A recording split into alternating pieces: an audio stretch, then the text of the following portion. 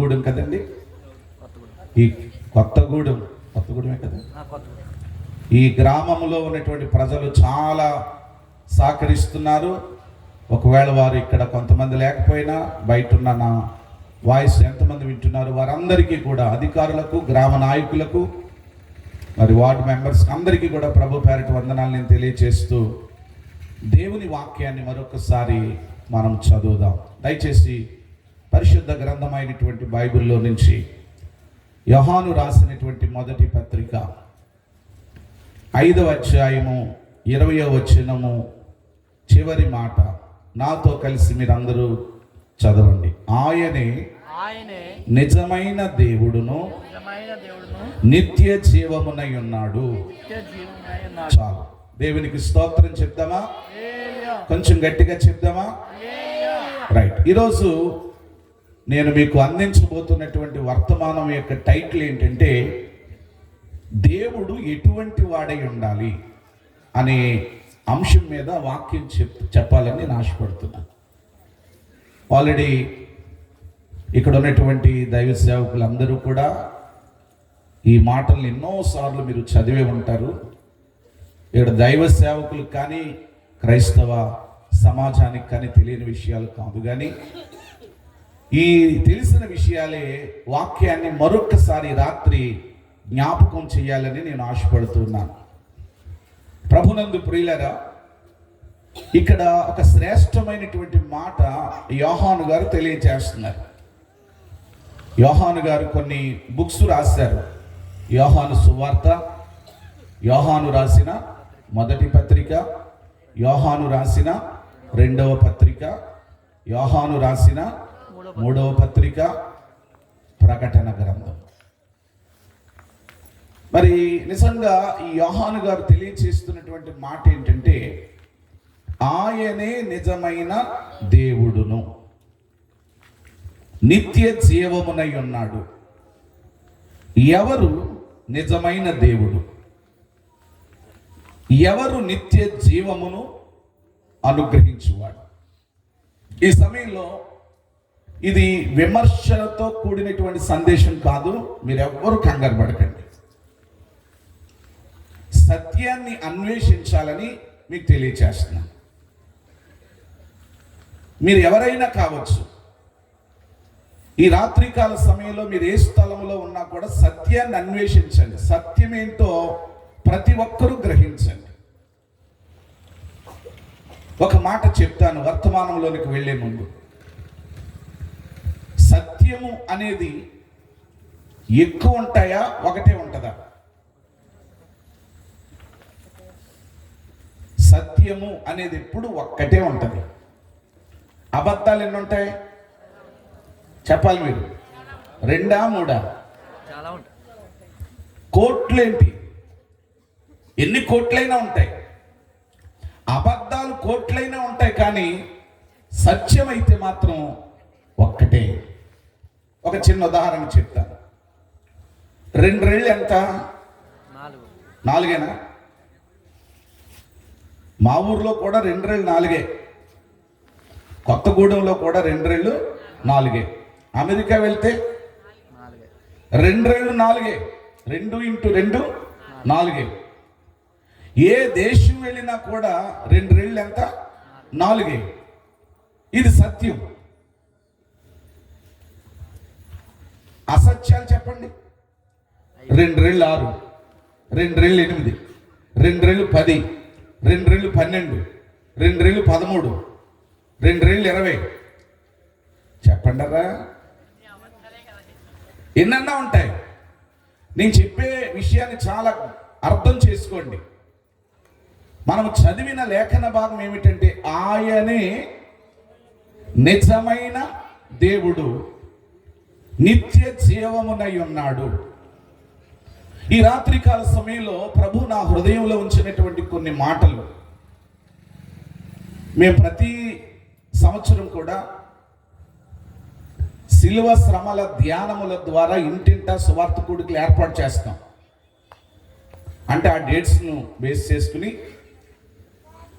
ఆ ఇంటింట రోజుకొక ఇంటి దగ్గర వీధిలో సువార్త కూడిక పెట్టి ఆ కుటుంబం కోసం మేము ఏం చేస్తామంటే ప్రార్థన చేస్తాం.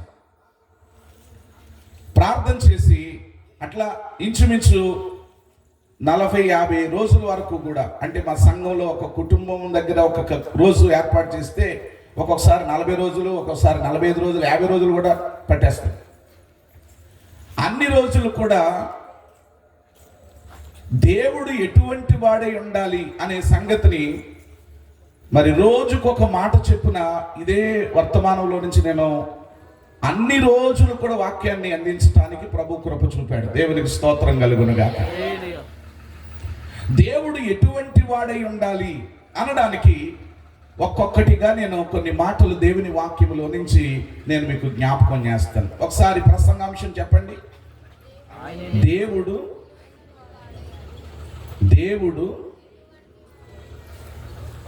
ఎటువంటి వాడై ఉండాలి అని అందరూ. దేవుడు ఎటువంటి వాడై ఉండాలి. దేవుడు అనేది ఏకవచనమా బహువచనమా? ఏకవచనం. ఓకే, అయితే ఆ దేవుడు ఎటువంటి వాడై ఉండాలి, ఈ రాత్రికాల సమయంలో ఆయన ఎటువంటి వాడో, దేవుడు ఎటువంటి వాడై ఉండాలో నేను జ్ఞాపకం చేస్తున్నటువంటి ఆ మాటలను ఒక్కసారి మీరు ఆలోచన చేసి సత్యాన్ని అన్వేషించాలని ఈ రాత్రికాల సమయంలో మీ అందరికీ కూడా ఈ వర్తమానాన్ని మీకు తెలియచేయబోతూ ఉన్నాను. దేవుడు ఎటువంటి వాడై ఉండాలి అనడానికి మొదటి మాట దయచేసి చూడండి.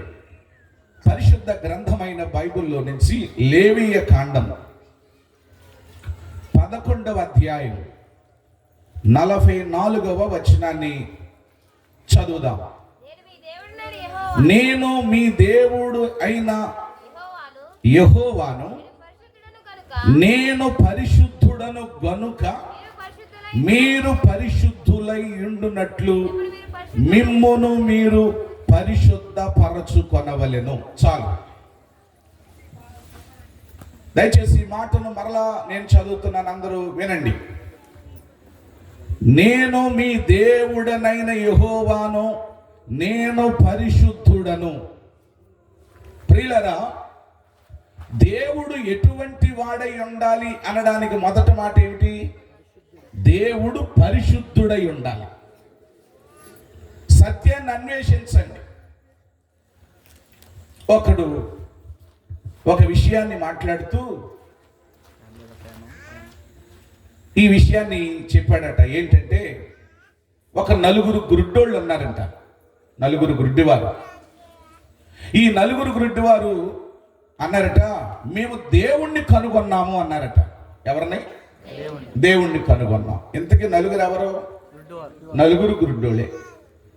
ఈ 4 గురుడ్డి కూడా ఒక ఏనుగు దగ్గరికి వెళ్ళి ఆ ఏనుగు తొండాన్ని పట్టుకున్నాడంట. ఒక గుడ్డోడు పట్టుకుని అన్నాడట, నేను దేవుణ్ణి కనుగొన్నాను అన్నాడట. దేవుణ్ణి కనుగొన్నానంటే ఇప్పుడు వీళ్ళన్నారట, దేవుడు ఎలా ఉంటాడంటే, పాప ఈ గుడ్డోడు ఏనుగు తొండాన్ని పట్టుకున్నాడేమో అన్నాడట. దేవుడు ఎలా ఉంటాడో తెలుసా? బోర్లాగా ఉంటాడు అన్నాడట. అంటాడు, ఏనుగు తొండం ఎలా కనిపించింది? బోర్లా కనబడింది. వీడు అన్నాడట, నేను దేవుణ్ణి కనుగొన్నాను అంటే బోరే దేవుడు. ఇంకో గుడ్డివాడు ఏం చేశాడు తెలుసా? తోకను పట్టుకున్నాడంట. ఏ తోకని? ఏనుగు తోకని.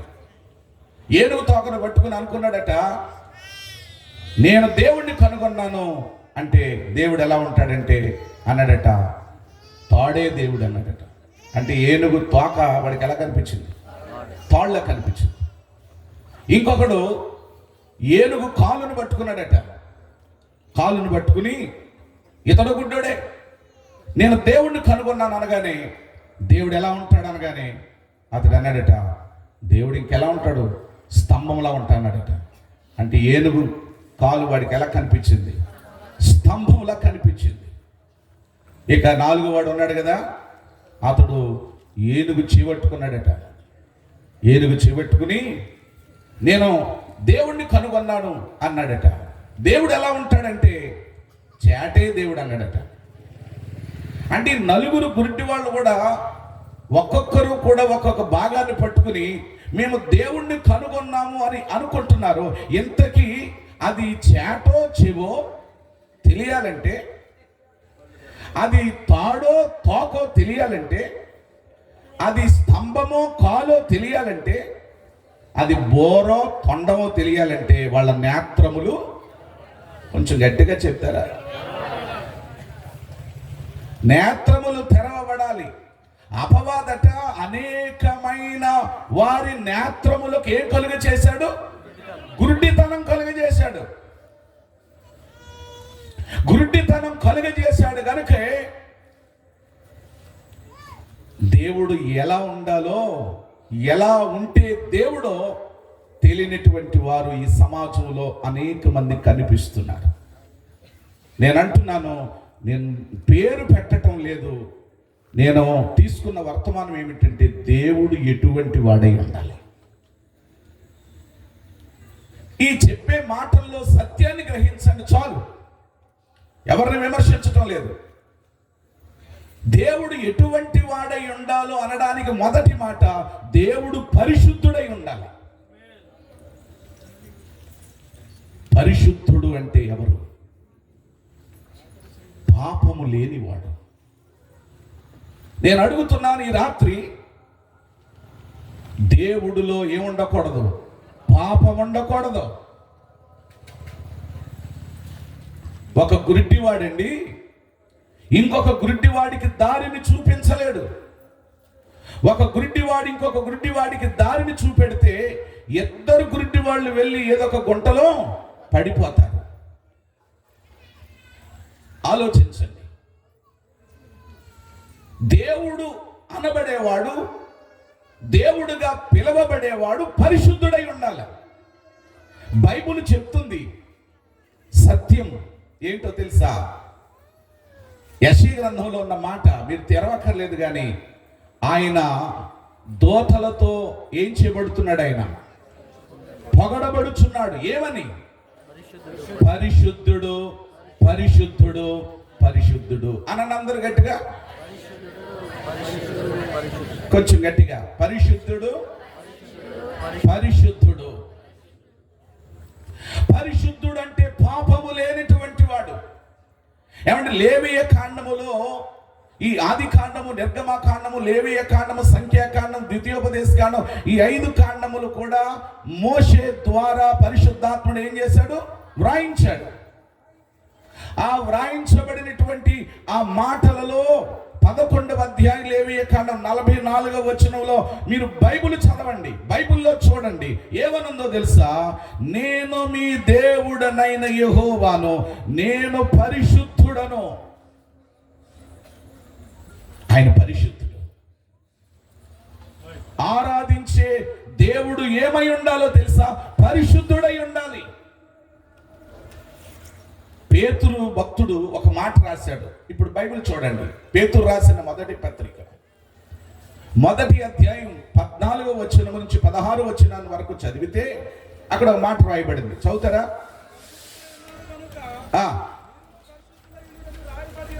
ఏమనుందండి అక్కడ? నేను పరిశుద్ధుడనై ఉన్నాను గనుక మీరును పరిశుద్ధులై ఉండుడని వ్రాయబడి ఉన్నది. ప్రియులారా, పేతురు భక్తుడు కూడా ఏమని రాశాడో తెలుసా అండి? పేతురు పత్రికలో ఏమని వ్రాయబడిందో తెలుసా? యేసుక్రీస్తు ప్రభుల వారు ఇక్కడ వ్రాయించిన మాట ఏమిటో తెలుసా అండి? నేను పరిశుద్ధుడనై ఉన్నాను, మీరును పరిశుద్ధులై ఉండండి. పరిశుద్ధుడు అంటే అర్థం ఏమిటో తెలుసా అండి?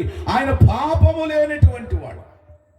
కేవలం మాటలు మాత్రమే కాదండి, మనము చదువుతున్న పరిశుద్ధ గ్రంథములో ఆ పరిశుద్ధుడు ఎలాంటి వాడు రాయబడి ఉంది. ఒకసారి హెబ్రీయులకు రాసిన పత్రిక తీయండి, 4వ అధ్యాయం 15వ వచనంలో ఉన్న మాట ఏమిటో తెలుసా?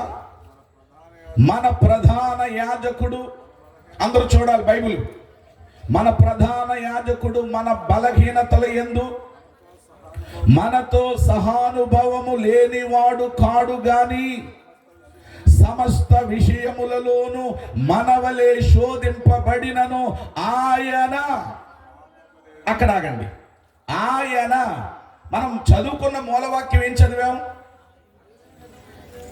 ఆయనే నిజమైన దేవుడును, ఆయనే నిజమైన దేవుడును నిత్య జీవమునై ఉన్నాడని వాక్యంలో రాయబడింది.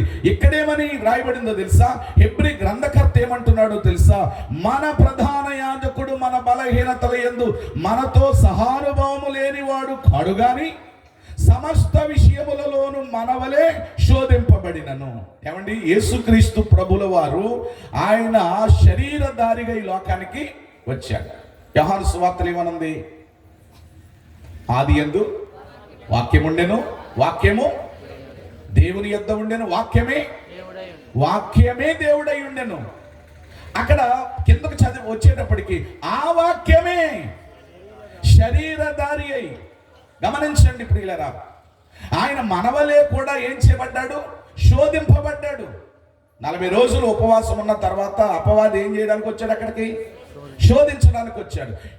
ఈ రాళ్లను రొట్టెలుగా చేసుకోవచ్చు కదా, ఈ రాళ్లను రొట్టెలుగా చేసుకోవచ్చు కదా అంటే అక్కడ శోధించబడినప్పుడు ప్రభు యేసుక్రీస్తు ప్రభు వారు ఏమన్నారు తెలుసా? మనుష్యుడు రొట్టె వలన మాత్రము కాదు గాని దేవుని నోట నుండి వచ్చు ప్రతి మాట వలన జీవించును. ఇంకా శోధించాడు, ఈ లోక రాజ్యములన్నిటినీ చూడు. ఆ మత్తయి సువార్తలో మీరు చదివితే యేసుక్రీస్తు ప్రభువాని ఎలా యేసుక్రీస్తు ప్రభువాని అపవాది ఎలా శోధించాడు తెలుసా? శరీరాశ, నేత్రాశ, జీవపు డంబాన్ని తీసుకుని వెళ్ళి అపవాది శోధించటానికి, యేసుక్రీస్తు ప్రభువాని శోధించటానికి వెళ్ళినప్పుడు అపవాది శోధనలకు ఆయన పడిపోలేదు. ఆయన మనుష్యునిగా వచ్చాడు, మనవలే శోధింపబడినను అని ఉంటుంది అక్కడ. హెబ్రీ గ్రంథకర్త ఏమంటాడు? మనవలే శోధింపబడినను ఆయన పాపము లేనివాడుగా ఉండెను. ఇందాక నేను వేదిక మీద వచ్చినప్పుడు వాట్సాప్లో న్యూస్ చూస్తే ఎవరో ఒక డాక్టర్ అట 299 మందిని ఇబ్బంది పెట్టాడట. డబ్బులతో కాదు, లైంగికంగా. అందులో చిన్నపిల్లలు ఎక్కువ మంది ఉన్నారట. అతడి ఇంటిలో 600 నగ్న వీడియోలు ఉన్నాయంట. ఎవరెవరితో అతడు పాపం చేశాడో మత్తు మంది ఇచ్చి వారి పట్ల చెడుగా వ్యవహరించిన విధానం ఇప్పుడే నేను స్టేజ్ మీదకి రాగానే నేను ఆ న్యూస్ చూస్తూ ఉన్నాను. నేను లిస్ట్ అంతా రాశాడట. పాపం పాము లాంటిది అన్నాడండి ఒక ఆయన. పాపముకు పాముకు తేడా ఏంటంటే పాపముకు 3 అక్షరాలు ఉంటాయి, పాముకు 2 అక్షరాలే ఉంటాయి, అంతే కదా. పాపము అనే దాంట్లో నుంచి పాదేసేస్తే పాము. పాపము పాము లాంటిది అంటే ఆ పాపమే, ఏ పాపాన్నైతే ప్రేమిస్తావో ఆ పాపమే ఏదో ఒక రోజున పాములాగా నిన్ను ఏం చేస్తుంది? కాటు వేస్తుంది. మనుషులందరూ ఎవరని బైబిల్ చెబుతుందంటే ప్రియులరా, ఈ రాత్రికాల సమయంలో చాలా జాగ్రత్తగా వాక్యాన్ని అర్థం చేసుకోవాలి మీరు. యేసుక్రీస్తు ప్రభువారు మనుష్య కుమారునిగా వచ్చాడు, మానవుల వలె ఆయన శోధింపబడినను. ఆ మాట చదవండి, చాలా తర్వాత మాట. ఆయన ఎలా ఉన్నాడట? పాపము లేనివాడుగా ఉండెను. చప్పట్లు కొట్టి దేవునికి స్తుతులు చెల్లించుదాం గట్టిగా, ఇంకా గట్టిగా. ఆయన ఎవరట? పాపము లేనివాడు. అంటే మీరు గమనించాల్సిన విషయం ఏమిటంటే దేవుడు ఎటువంటి వాడై ఉండాలంటే పాపము లేనివాడై ఉండాలి. ఈ మాట జాగ్రత్తగానండి. పాపముతో ఉన్నవాడు దేవుడు ఎట్లా అవుతాడు? దేవుడు అనేవాడు పాపము లేనివాడై ఉండాలి. పరిశుద్ధ గ్రంథం చెబుతుంది ఏమన్నా తెలుసా? నేను పరిశుద్ధుడను. హెబ్రీ గ్రంథకర్త అంటున్నాడు ఆయన పాపము లేనివాడుగా ఉన్నాడు. అంతేనా? కొన్ని వచనాలు చూపిస్తాను. వాస్తవంగా దేవుడు ఎటువంటి వాడై ఉండాలో ఒక 7 విషయాలు చెబుదామని అనుకుంటున్నాను. కానీ నాకు తెలిసిన విషయం ఏంటంటే, నాకు అర్థమైంది ఏంటంటే, ఈ మొదటి మాటతోని వర్తమానం ముగించేస్తాను. ప్రభు చిత్తమైతే కాలేబాయ్ గారు మరలా నెక్స్ట్ ఇయర్ గానే పిలిస్తే తర్వాత ఆ సంగతులు చెబుతాను. ఈ మొదటి మాట ఈ రోజుకి వర్తమానం సరిపోతుందని అనిపిస్తున్నాం. గట్టిగా స్తోత్రం చెప్పండి. మన దేవుడు ఎటువంటి వాడై ఉండాలి అనడానికి లేవియకాండంలో చూసాం, యెహోవా అను నేను పరిశుద్ధుడను. పేతురు పత్రికలో చూసాం, నేను పరిశుద్ధుడను, మీరు కూడా పరిశుద్ధులై ఉండండి. ఆయన పాపము లేనివాడని హెబ్రీ గ్రంథకర్త అంటే పౌలు భక్తుడు ఏమంటున్నాడు చూద్దామా? కొరింథీయులకు రాసిన 2వ పత్రిక, త్వరగా తీయాలి. కొరింథీయులకు రాసిన 2వ పత్రిక 5వ అధ్యాయం 21వ వచనాన్ని దయచేసి చూద్దాం. ఎందుకనగా మనమాయన యందు దేవుని నీతి అగునట్లు పాప మెరుగని, అక్కడ అండర్లైన్ చేసుకోవాలి మీరు. హెబ్రీ గ్రంథకర్త ఏమన్నాడు? పాపము లేనివాడు. ఇక్కడ అపోస్తుడైనటువంటి పౌలు కొరింథీయులకు రాసినటువంటి 2వ పత్రిక 5వ అధ్యాయం 21వ వచనంలో ఏమంటున్నాడు తెలుసా అండి? ఆయన పాపము ఎరగని వాడు. ఇప్పుడు మీరు జాగ్రత్తగా వినండి. దేవుడు ఎటువంటి వాడై ఉండాలంటే పాపము లేనివాడై ఉండాలి. దేవుడు ఎటువంటి వాడై ఉండాలంటే పాపము ఎరుగని వాడై ఉండాలి. మనందరికీ పాపం తెలుసా తెలీదా? కీర్తనాకారుడు ఒక మాట అంటాడు, నేను పాపములో పుట్టాను, పాపములోనే నా తల్లి నన్ను గర్భమున ధరించాను కదా. ఏమంటే మనం అందరం ఎవరమో కొన్ని వచనాలు చూపిస్తాను నేను. దేవుడు ఎటువంటి వాడు, మనం ఎటువంటి వాళ్ళమో కూడా పరిశుద్ధ గ్రంథమైన బైబిల్ చెబుతా ఉంది. నా ప్రభునందు ప్రియమైనటువంటి వాళ్ళరా, హెబ్రీ గ్రంథకర్త అంటున్నాడు ఆయన పాపము లేనివాడు. కొరింథీయులకు రాసిన పత్రికలో పౌలు భక్తుడు అంటున్నాడు ఆయన పాపము ఎరగని వాడు. పేతురు రాసిన మొదటి పత్రికలో 2వ అధ్యాయం 22వ వచనంలో మరొక మాట రాయబడింది. ఒకసారి చదువుదాం. అక్కడేమనుంది? ఆయన పాపము చేయలేదు. ఆయన పాపము చేయని వాడు. ఆయన పాపము చేయని వాడు. ఏమంటున్నాడు చూడండి, ఆయన పాపము చేయలేదు, ఆయన నోటను ఏ కపటము కనబడలేదు. చప్పట్లు కొట్టి గట్టిగా దేవునికి స్తోత్రం చెబుదా. దేవుడు ఎటువంటి వాడై ఉండాలంటే ప్రియులరా, దేవుని నోటను కపటము లేని వాడై ఉండాలి. అంటే దేవుడి నోటను ఏ కపటము ఉండకూడదు. పాపము చేయని వాడు దేవుడు, పాపము ఎరగని వాడు దేవుడు. ఆయనే మూలవాక్యం నిజమైన దేవుడు. పాపము ఎరుగని వాడే నిజమైన దేవుడు. పాపము చేయని వాడే నిజమైన దేవుడు. ఇంకా చెప్పనా, బైబిల్లో ఉన్న విషయాలే జ్ఞాపకం చేస్తున్నాను. సహోదరులారా, సత్యాన్ని అన్వేషించండి చాలు. విమర్శ కాదు ఇది, వివరణ. Praise the lord. గట్టిగా స్తోత్రం చెప్పండి. నీ ఉంటే నాకు చాలు యేసయ్యా, నీ వెంటే నేను ఉంటానేసయ్యా. అందరూ పాడదాం. నీ ఉంటే నాకు చాలు యేసయ్యా,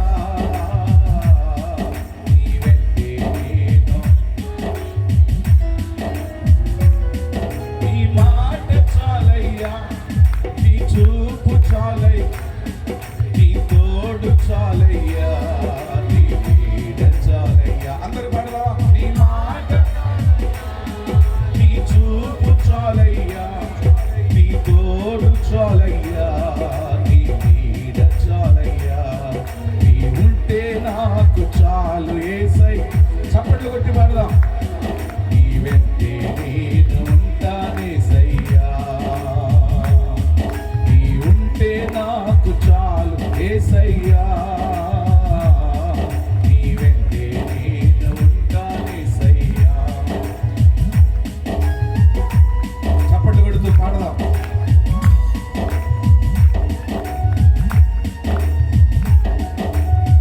హెబ్రీయులకు రాసిన పత్రిక 7వ అధ్యాయం 26వ వచనం.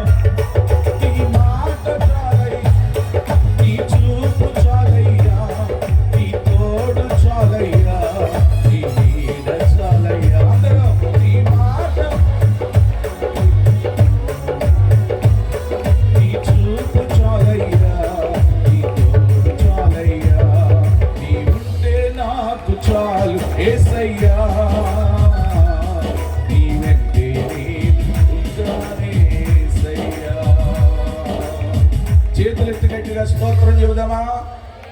ఇంకా గట్టిగా చెప్పండి, హల్లెలూయా. మన ప్రసంగాంశం ఏంటి చెప్పండి? మన ప్రసంగాంశం ఏంటి చెప్పండి? దేవుడు ఎటువంటి వాడై ఉండాలి. ప్రసంగాంశం మర్చిపోకండి. నెక్స్ట్ ఇయర్ మరలా ప్రభు చిత్తం అయితే, దేవుని రాకపోతే, అయ్యగారు మమ్మల్ని పిలిస్తే మనం మరలా కలుసుకుందాం. ఈ లోపల దేవుని రాకడ వచ్చేసింది అనుకోండి, అయ్యగారు మీ ఊర్లో నుంచి మీరు వచ్చేయండి అక్కడికి, మా ఊరు నుంచి నేను వచ్చేస్తాను, ఇక్కడి నుంచి కొత్తగూడ నుంచి అయ్యగారి సంఘాన్ని తీసుకుని వచ్చేస్తాను. మనం అందరం కలుసుకునే ఒక స్థలం ఉందండి. ఏదది? గట్టిగా మాట్లాడండి అరా. పరలోకం. నేను ఒకటి చెప్పనా, కాళేబాయి గారికి ఒక పరలోకం, జేమ్స్ పాల్ గారికి ఒక పరలోకం ఉండదు, అందరికి ఒకటే. ఎక్కడైతే ఆ డినామినేషన్ వేరు, ఈ డినామినేషన్ వేరు అనుకుంటున్నారు, కానీ ఈ సార్వత్రిక సంఘములో ప్రభు చిత్తానుసారంగా జీవించే వాళ్ళు ఎక్కడికి వెళ్తారు చెప్పండి? పరలోకానికి వెళ్తారు. ఏమంటే అంతేనా? అర్థమైందా? వచ్చే సంవత్సరం లోపల దేవుని రాకడ వస్తే అక్కడ కలుసుకుందాం, లేకపోతే ఇక్కడ కలుసుకుందాం. చెప్పండి, ప్రసంగాంశం ఏంటి? దేవుడు ఎటువంటి వాడై ఉండాలి. ఎటువంటి వాడై ఉండాలి అనడానికి మొదటి విషయం చెప్తున్నాను. ఇంకానే ఎటువంటి వాడై ఉండాలి? దేవుడు పరిశుద్ధుడై ఉండాలి. పరిశుద్ధుడంటే ఎవరు? పాపము లేనివాడు. తర్వాత పాపము ఎరగనివాడు, పాపము చేయనివాడు. ఇప్పుడు చదవండి 4వ మాట. పరిశుద్ధ గ్రంథములో నుంచి హెబ్రీయులకు రాసిన పత్రిక 7:26 వచనంలో ఉన్న మాట ఏంటో తెలుసా? పవిత్రుడును, నిర్దోషియు, నిష్కలంకుడును, పాపులలో చేరక. ఎవరిలో చేరక? మాట్లాడండరా. పాపులలో చేరక. ఆయన ఎవరు? ప్రత్యేకమైన వాడు. దేవుడు ఎటువంటి వాడై ఉండాలంటే, ఆయన పాపులలో చేరక ప్రత్యేకమైన వాడై ఉండాలి. ఒక నాస్తికుడు ఒక దేవుని సేవకుడిని ఓడించడానికి చాలా ప్రయత్నాలు చేస్తా ఉన్నాడట. కానీ ఎన్ని విధాలుగా కూడా ప్రయత్నం చేసినా ఓడించలేకపోయాడట. మరొక వ్యక్తి, ఇతడు క్రీస్తుతో ఉంటున్నాడు, చాలా విషయాల్లో క్రీస్తుని గురించి తెలియచేస్తున్నాడు, ఈ వ్యక్తిని ఎట్లాగైనా సరే ఓడించాలని చెప్పి అనుకున్నాడట. ఇలాగే ఒక రోజున ఆయన వాక్యం చెబుతూ, ఈ గ్రంథం పరిశుద్ధ గ్రంథం, ఇది ఒక మాట చెప్పనా, ఈ లోకములో ఉన్నటువంటి గ్రంథములన్నిటికంటే అనేక మంది చేతిలో ఉన్న గ్రంథము ఏది చెప్పండి? పరిశుద్ధ గ్రంథం. దీన్ని తక్కువ చేయటానికి ప్రయత్నం చేయాలని ఒక వ్యక్తిని, ఈ దేవుడు గొప్పవాడు అంటున్నావు కదా, ఎలా గొప్పవాడో చెబుతానని చెప్పి అన్ని గ్రంథాలు తీసుకొచ్చి అక్కడ పెట్టి, ఈ బైబిల్ తీసుకెళ్ళి ఎక్కడ పెట్టాడని తెలుసా? ఆ గ్రంథాలను అడుగుని పెట్టాడట. ఇప్పుడు చెప్పు, గొప్పవాడు అంటున్నా కదంటే, అప్పుడు ఆయన అన్నాడట, నా దేవుడు ఎవరో తెలుసా? అందరి భారములు మోసేవాడు. గట్టిగా స్తోత్రం చెప్పండి. ఈ అడుగునున్న గ్రంథం ఏం చేస్తుంది?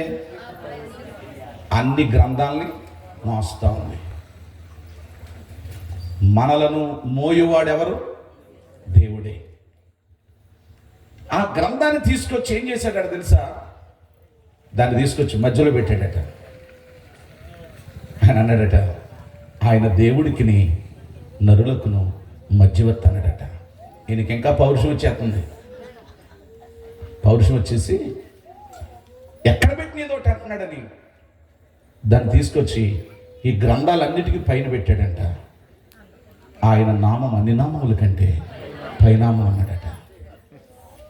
ఎక్కడ పెట్టినదోటి అంటున్నాడని ఆ గ్రంథాన్ని పక్కనెట్టేసేటట్టు ఆ గ్రంథాలతో కలుపుక.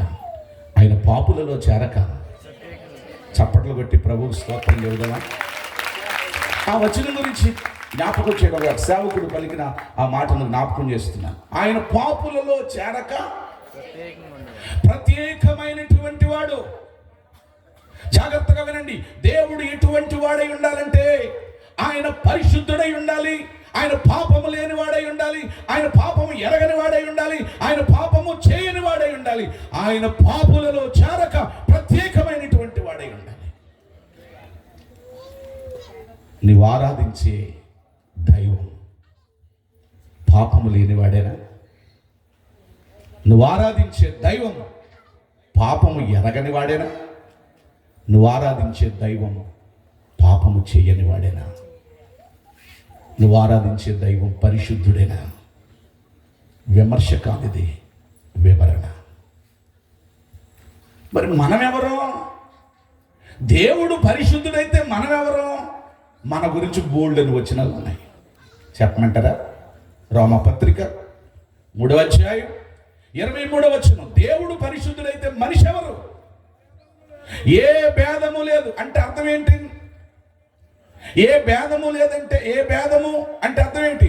దేశ భేదము కానీ, జాతి భేదము కానీ, రంగు భేదము కానీ, గ్రామ భేదము కానీ, ఏ భేదము లేదు.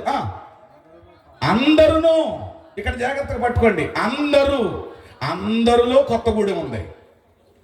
లేదంటే చెప్పండి. అందరిలో మా ఏడుది ఉంది. మాది ఏడుదా? అందరిలో ఏడుది ఉంది. అందరిలో ఇదే జిల్లా? ఒకప్పుడు పశ్చిమ గోదావరి అనుకుంటా కదా. ఒకప్పుడు అండి, మా తూర్పుగోదావరి జిల్లా మీకు వచ్చేసింది. మా తూర్పుగోదావరి జిల్లా డాక్టర్ బిఆర్ అంబేద్కర్ కోనసీమ జిల్లా అయిపోయింది. ఇది తూర్పుగోదావరి జిల్లా. అంటే తూర్పుగోదావరి జిల్లా అనేటువంటిది అందరిలో ఉన్నారు. అందరూ అంటే అర్థం ఏమిటి? ఆస్ట్రేలియా వారు, అమెరికా వాళ్ళు, ఏమంటే 290 దేశాలకు పైగా ఉన్నటువంటి దేశములో ఉన్న వారందరూ కూడా అందరూ అందులో ఉన్నారు. ఎర్రోడైనా, నల్లోడైనా, పొట్టిగా ఉన్నా, పొడవుగా ఉన్నా, చదువుకున్నవాడైనా, చదువుకోలేని వాడైనా, అతను ఎవరైనా సరే, ఎన్ని శాస్త్రాలు చదివినా సరే, ప్రియమైనటువంటి వాళ్ళరా, అతను డాక్టర్ అయినా, యాక్టర్ అయినా, అతను సేవకుడైన ఎవరైనా సరే, అందరూ ఏమనుంది? అందరూ పాపము చేసి దేవుడు అనుగ్రహించు మహిమను పొందలేకపోతున్నారు. ఏ భేదము లేదు, అందరూ పాపము చేశారు. ప్రభునందు ప్రియులారా, ఈనాడు భయంకరమైనటువంటి వార్తలు వింటున్నామండి. రోజుకి ఎన్నో భయంకరమైన వార్తలు. కొన్నాళ్ళ క్రితం చూసాం, ఏమండి, వాళ్ళ ఆయన్ని చంపేసి ఎక్కడో దాచేసిందంట. వాళ్ళ ఆవిడంట ముక్కలుగా నరికేసి ఎన్ని ముక్కలు చేశాడట. ఏమండి, చిన్న పిల్లలు, ముక్కు పచ్చలారని పిల్లలతో, ఒక మొసలివాడు వృద్ధాప్యానికి వచ్చేసిన వాడు ఆ చిన్న పిల్లలతో పాపం చేశాడట. ఎంతగా కామాంధులైపోయారో చూడండి, ఎంతగా పాపం పెంచలేకపోతుందో చూడండి. గమనించండి ప్రియులారా, నిజంగా ఇలాంటి వ్యక్తులు, ఇలాంటి భయంకరమైనటువంటి వ్యక్తులు సమాజంలో పాపము చేస్తూ పాపములో బ్రతుకుతూ ఉన్నారు. ఆ పాపములో ఉన్న వారిని పరిశుద్ధులుగా చేయడానికి నా పరిశుద్ధుడైనటువంటి ప్రభు ఒక్కడికే సాధ్యం. చప్పట్లు కొట్టి ప్రభువుకి స్తోత్రం చేస్తాను. ప్రియులారా, గమనించండి, బైబిల్ చెప్తుంది, యోహాను రాసినటువంటి మొదటి పత్రిక 3వ అధ్యాయం 5వ వచనంలో అనుకుంటా ఒక మాట ఉంది, చూడండి ఒకసారి. యోహాను రాసిన మొదటి పత్రిక 3వ అధ్యాయం 5వ వచనం చదువుతారా? ఏం తీసివేయటానికి? పాపములను తీసివేయుటకు ఆయన ప్రత్యక్షమాయెను. ఆయన పాపములను తీసివేయటానికి ప్రత్యక్షమయ్యాడు. ఎక్కడి నుంచి ప్రత్యక్షమయ్యాడు? పరలోకమును విడిచి ధనవంతుడై ఉండి ఈ భూమి మీదకి ఎలా వచ్చాడు? ఆయన దరిద్రునిగా వచ్చాడు. ఆయన పాపములను తీసివేయటానికి ప్రత్యక్షమయ్యాడు. తర్వాత చదవండి బ్రదరు. ప్రత్యక్షమాయనని మీకు తెలియను, ఆయన యందు ఏ పాపము లేదు. గట్టిగా స్తోత్రం చెప్పండి. ఆయన యందు ఏ పాపము లేదు. అంటే ఇప్పుడు మీరు గమనించాల్సింది ఏంటంటే, పాపములు చేస్తున్న వ్యక్తి, పాపములో బ్రతుకుతున్నటువంటి వ్యక్తి, ఆ పాపములను తీసివేయటానికి ప్రత్యక్షమైనటువంటి దేవుడు ఎవరో తెలుసండి? పాపము చేయని వాడై ఉండాలి. దానికి అర్థం ఎక్కడ తెలియచేయబడుతుందో తెలుసా?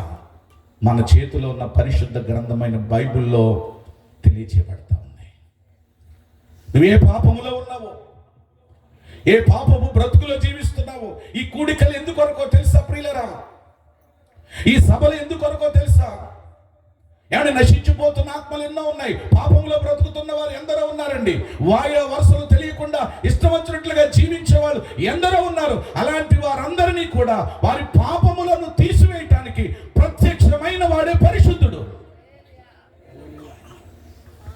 ఆ పరిశుద్ధుడైనటువంటి ప్రభు పాపములను తీసివేయటానికి ఆయన సమర్థుడు. మనుషులందరూ పాపం చేశారట. బైబిల్ చెప్తా ఉంది, ఏ భేదము లేదు. రోమాపత్రిక 3:11 కూడా ఏమనుంది? నీతిమంతుడు లేడు, ఒక్కడు లేడు. తర్వాత ఏమంటది? అందరూ, అక్కడ కూడా ఉంటది, అందరూ త్రోవ తప్పారు. జాగ్రత్తగా మీకు అందరూ అనే దాని గురించి కొన్ని వచనాలు చూపిస్తాను, దయచేసి చూడండి ప్రియులారా.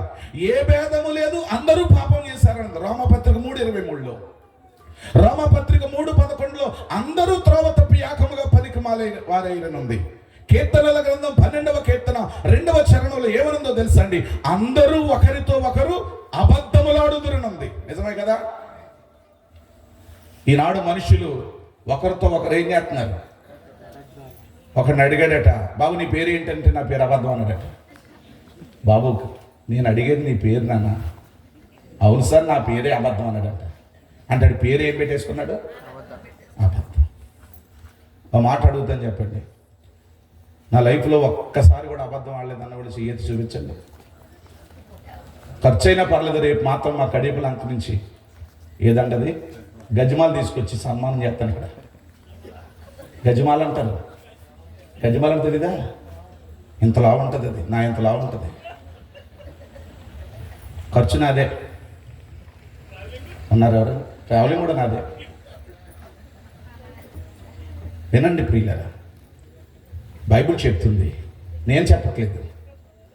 అందరూ ఒకరితో ఒకరు అబద్ధములాడువారే. బాబు మీ తమ్ముడు ఎక్కడ ఉన్నాడని అడిగాడు బైబిల్లో ఒక ఆయన్ని. నేను కావాలన్నా తెలీదా ప్రభుకి? ఆయన చూచుచున్న దేవుడు, హృదయ రహస్యాలన్నిటిని ఎరిగిన దేవుడు. మనం ఏం చేస్తున్నామో, ఎక్కడున్నామో, ఎలా ప్రవర్తిస్తున్నామో ఆయన సమస్తము ఎరిగినటువంటి వాడు. ఆయన కన్నులకు మరుగైనటువంటిది ఏది కూడా లేదు. మీరు ఇంతకే అమ్మారా అన్నాడు. ఎవరన్నా? వాళ్ళు ఏం చేశారు? బాబు ఇక్కడే, ఎక్కడికి వెళ్ళావు నువ్వు అని అడిగాడు ఒక దైవజనుడు. ఇక్కడే ఉన్నాను. హలో, దయచేసి వినండి. బైబిల్లో చాలా ఎగ్జాంపుల్స్ కనిపిస్తున్నాయి. మనుషులందరూ ఎలాంటి వాళ్ళని చెప్తుంది బైబిల్. కయీను కూడా మనిషే, అననే సప్పిరాలు మనుషులే, గెహజీ కూడా మనిషే. మనుషులందరూ ఎలాంటి వాళ్ళు? పాపము చేసిన వారు. మనుషులందరూ ఎలాంటి వాళ్ళు? ఫలానా కులం వాళ్ళు పాపం చేశారని బైబిల్ లేదు, బైబిల్లో లేదు. మనుషులందరూ ఎలాంటి వాళ్ళు తెలుసా? మనుషులందరూ పాపులే, అందరూ త్రోవ తప్పిన వారే, అందరూ ఒకరితో ఒకరు అబద్ధములాడు వారే. కీర్తన గ్రంథం 53వ కీర్తన 3వ చరణంలో ఉంది, అందరూ కూడా దారి తొలగి బొత్తిగా చెడి ఉన్నవారే. యెషయా గ్రంథం 59:4 అందరూ వ్యర్థమైన దానిని నమ్ముకొని మోసపు మాటలు పలుకుదురు. అందరూ అందరూ అందరూ జాగ్రత్తగా వినండి. అందరూ. మీకా గ్రంథం 7:2 రాయబడిన మాట ఏంటో తెలుసా? అందరూ ప్రాణహాని చేయటానికే పొంచి ఉండిన వారే. అందుకేనండి పరిశుద్ధుడైన దేవుడు, పాపము లేని దేవుడు, పాపము ఎరగని దేవుడు, పాపము చేయని దేవుడు, పాపులలో చారక ప్రత్యేకమైన దేవుడు ఎందుకు వచ్చాడో తెలిసి లోకానికి?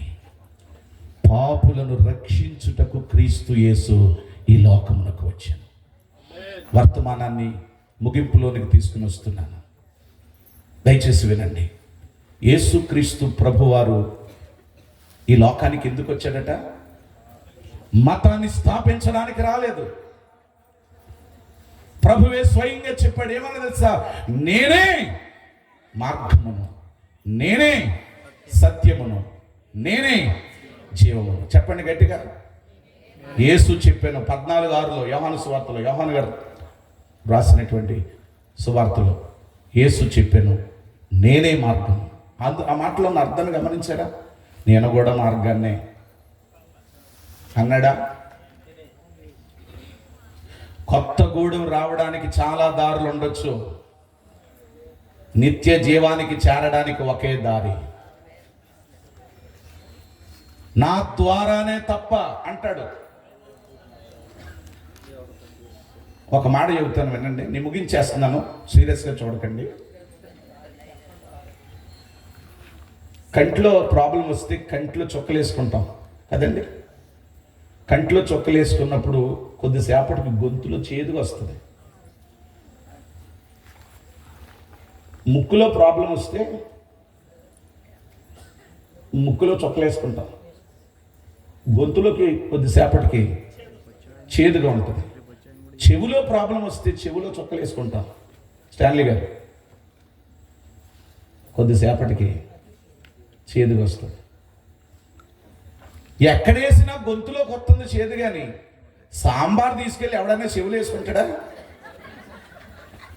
ఏ దారం తిన్న అక్కడికే కదా. హలో, ఏ దారం తిన్నా అక్కడికే. అంటే చెవులో చొక్కలు వేసుకున్న చేదుగా గొంతులోకి వస్తుందని, ఎక్కడేసినా సరే గొంతులోకి వస్తుందంటే ఏ దారైనా అక్కడికి వెళ్తుందా? ఆలోచించండి ఒకసారి. యేసు చెప్పాడు, నేనే మార్గమును. నేను కూడా మార్గాన్ని అనలేదు. ఈ మాటను కొంచెం జాగ్రత్తగా అర్థం చేసుకోవాలి. నేను కూడా మార్గాన్ని అంటే ఆయన కాకుండా ఇంకా మార్గాలు ఉన్నాయని అనుకోవాలి. కానీ ప్రభు ఏమన్నాడు?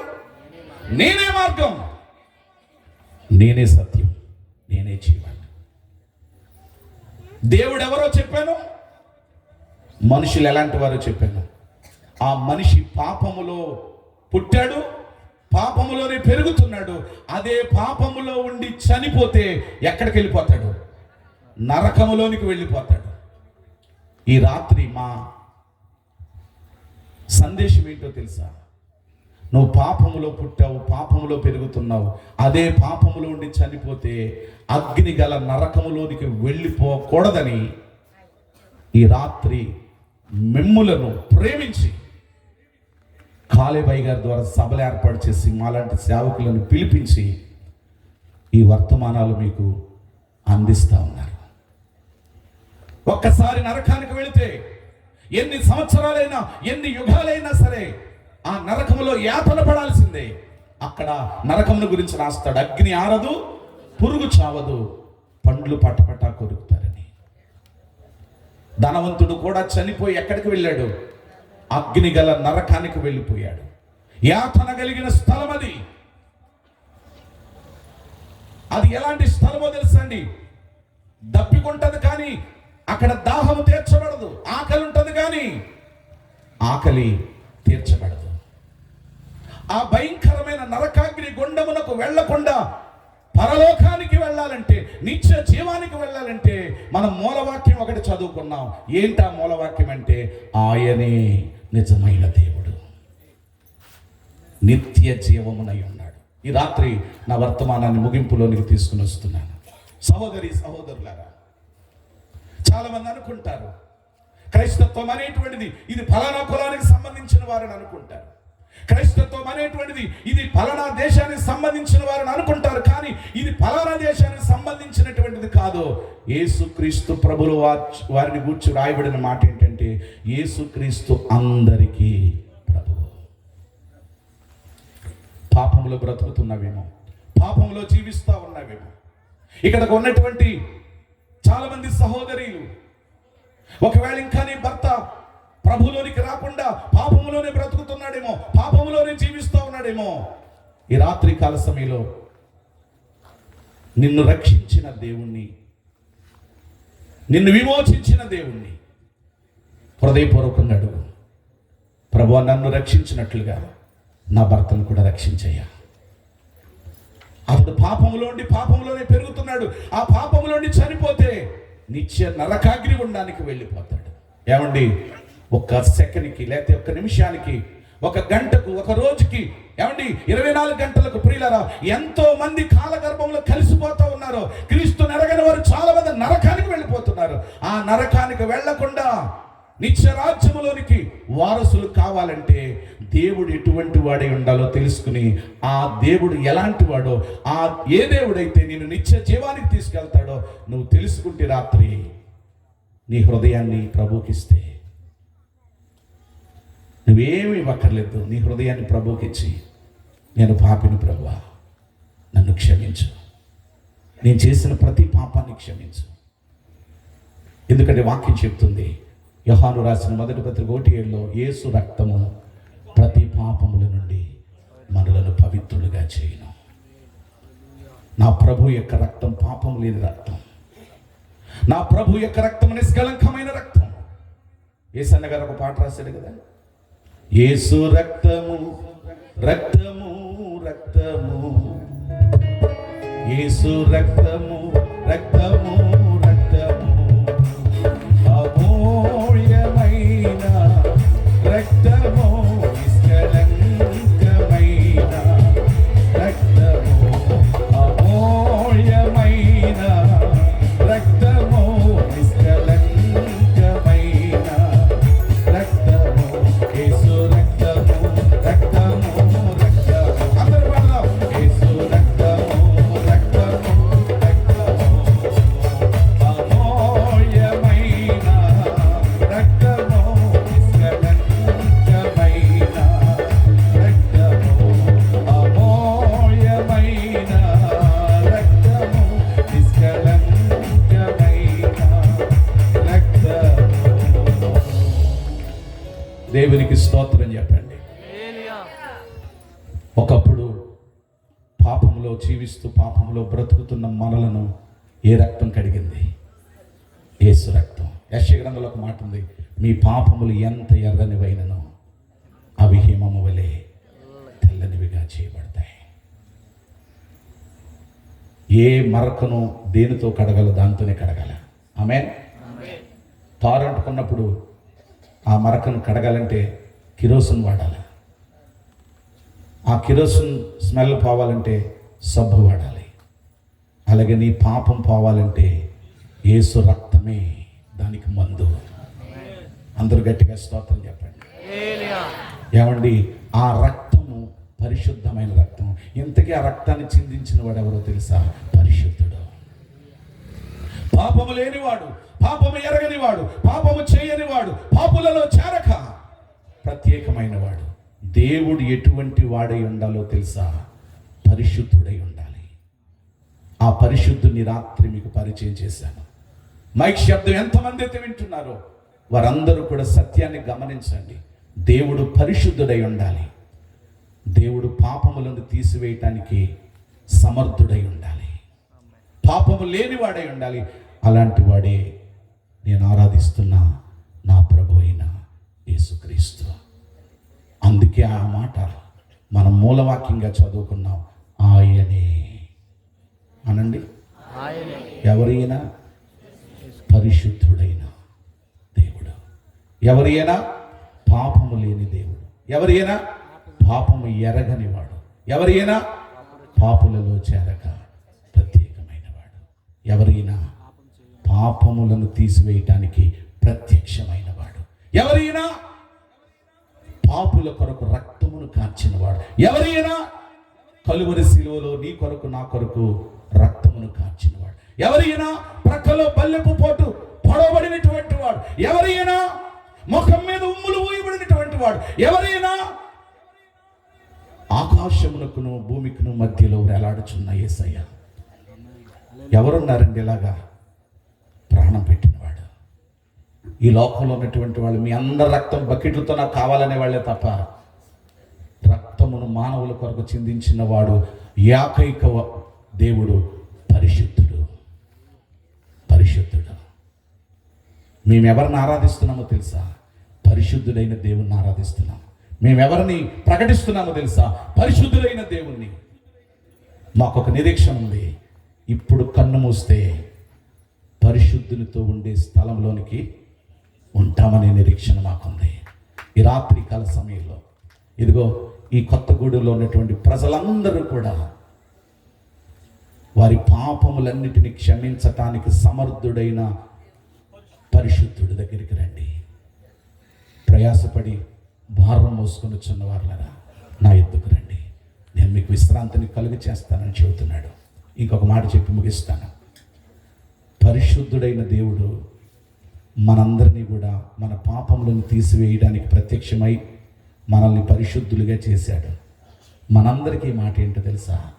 మనము చనిపోయే వరకు, ప్రభు రాకడ వరకు మన పరిశుద్ధతను మనం కాపాడుకుంటూ ఉండాలి. గట్టిగా స్తోత్రం చెప్పండి. అందుకే కదండి ఆయన అన్నాడు, యెహోవాను నేను పరిశుద్ధుడను, మీరు నా వారైనట్లు అన్య జనులలో నుంచి నేను మిమ్మలను వేరు చేశాను, సపరేట్ చేశాను. ఎందుకో తెలుసా? ఆయన సపరేట్ గాడ్, ప్రత్యేకమైన వాడు. మనం ప్రత్యేకించబడిన జనాంగం. ఆమేన్. కొంచెం గట్టిగా చెప్పండి. ఆయన ప్రత్యేకమైనటువంటి వాడు. మనం అందరం కలిసి మనం ప్రార్థన చేసుకోబోతున్నాం. పేతురు పత్రికలో ఉంది, నేను పరిశుద్ధుడని కనుక మీరును పరిశుద్ధులేనండి. అందరూ లేచి నిలబడండి, చిన్న ప్రార్థన చేద్దాం. దయచేసి అందరూ లేచి నిలబడండి.